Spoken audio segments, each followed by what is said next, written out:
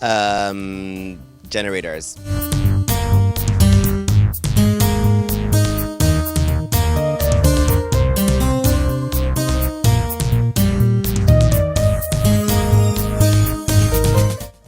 There's been a lot of improvement lately compared to what it used to be.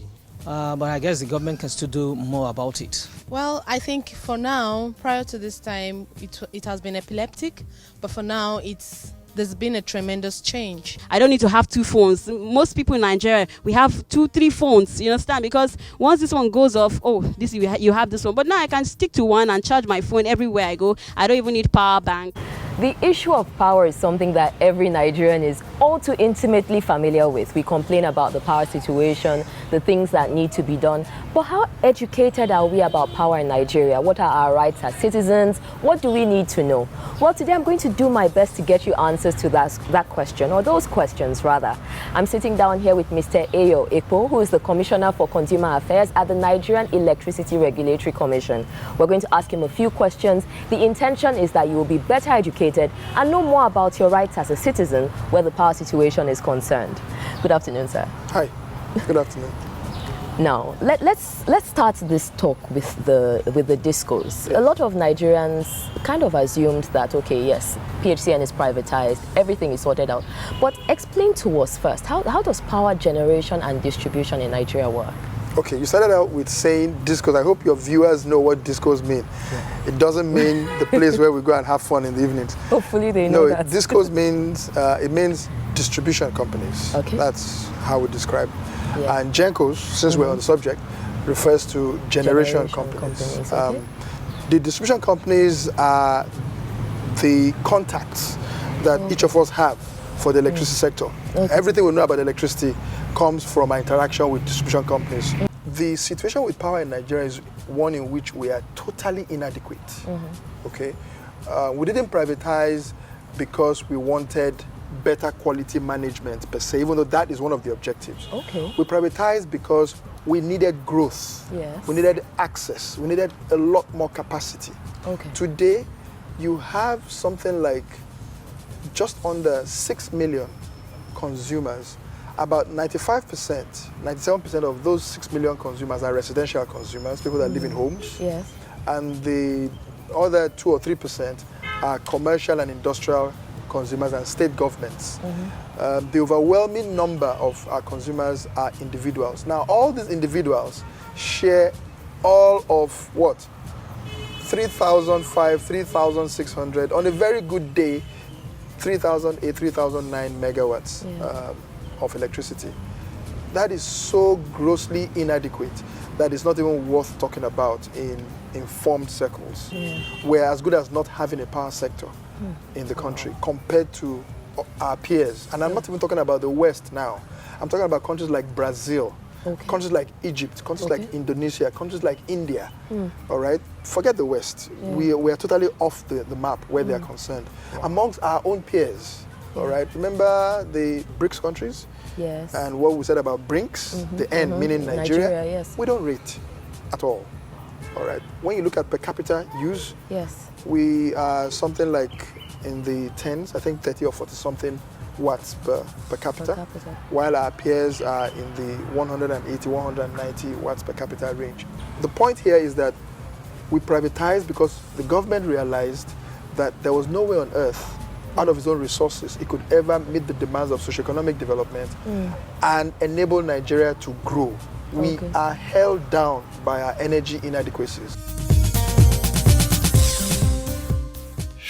Sorry to pause your fun, but we have to take a quick break now. When we get back, we'll continue with the special report.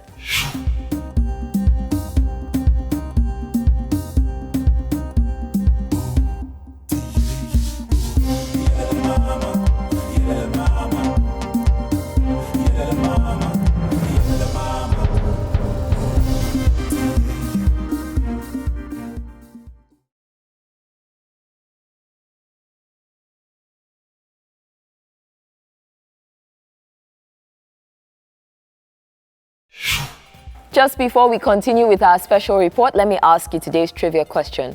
What is the name of the very famous Ugandan dictator who was exiled in the late 70s? This one people should know. It's very easy.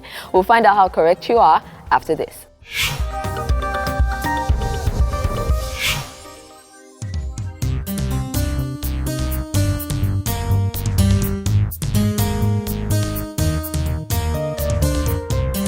A businessman comes in and says, I will provide the service. Naturally, we have to make that service economically priced, which means we should focus on the costs.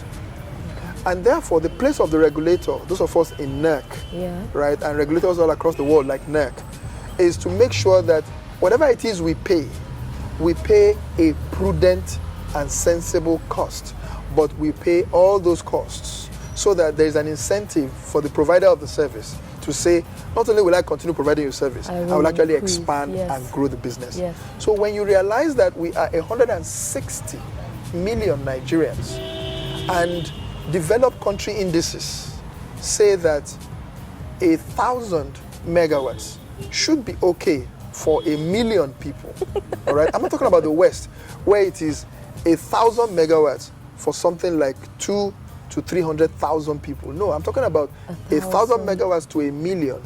You would know that today, with 160 million people, we should be doing 160,000 megawatts. But we don't have enough fuel for more than, at any moment, 4,003, 4,004. All right? So the first priority in Nigeria is actually to get fuel to the machines that are ready. The providers of gas are not government. They are private sector players.